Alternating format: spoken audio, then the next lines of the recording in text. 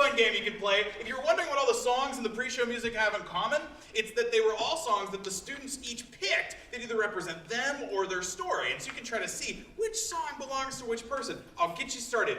Who would have the gravitas and weight and kindness to pick the Superman theme by John Williams as his song?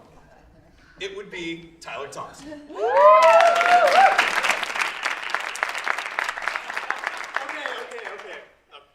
So, I was 5 years old, and I was hanging out with my big brother, Jeff. And when you're 5 years old, and you're hanging out with my big brother, Jeff, it's less about wanting to be like Jeff, and much more about wanting Jeff to like you and think you're cool. And my big brother, Jeff, was cool. I mean, he was way taller than me, he had way more friends than me, he had that badass collection of Jurassic Park action figures. It was dope. On this particular day, we were hanging out with Jeff's best friend, Joey. How do I describe Joey? Joey, he was an only child. He kind of watched his language. He rode a bike with a helmet. Joey owned cats. Now, the plan for today was that we were going to go to the back behind Joey's house to this old, big, empty, muddy creek bed and build a bridge, which was awesome because none of us knew how to build a bridge. So we were just going to build one. That first half hour went great. We created these cross-section hatches that interlocked at intersecting intervals to support the bridge's focal point of structure. Mostly what we were doing was digging holes in the mud and putting sticks in the holes. And everything was going fine until suddenly, out of nowhere, Joey slaps his neck. And we all start to see these little black dots moving around in the air. And we notice that we're surrounded by these things.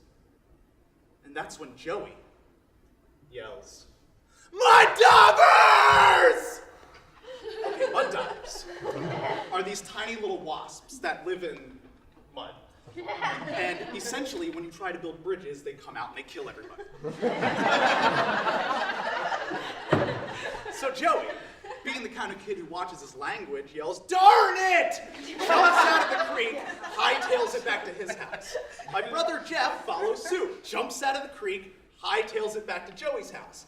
I try to follow suit, but I can't because I'm 5 and I'm surrounded by wasps. But man, I'm trying. And I'm digging out of that hole.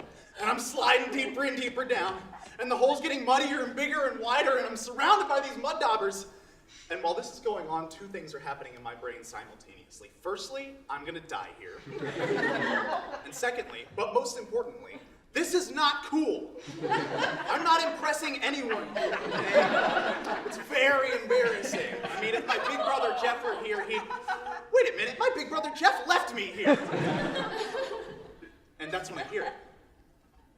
Thump, thump, thump, thump, thump. It's Jeff running back through the woods. He came back for me. Jeff leaps into the creek, literally grabs me by the shirt, hurls me out, leaps out behind me, grabs me by the arm, and we both run back to Joey's toward salvation. Okay, I got stung once, right here, still hurts. Jeff and Joey got obliterated. I mean, Jeff's face looked like a Star Wars alien. Which, you know, we always thought would be really cool, just not under these circumstances. And they were fine in the end. The swelling went down, you know, but it was a harrowing experience. Basically, I tell this story for two reasons. Firstly, it's the beginning of my war against all insect life on the planet. And secondly, but most importantly, it's the end of wanting Jeff to like me and the beginning of wanting to be like Jeff. He's my role model. He's always there for me. I can count on him. Jeff is my hero.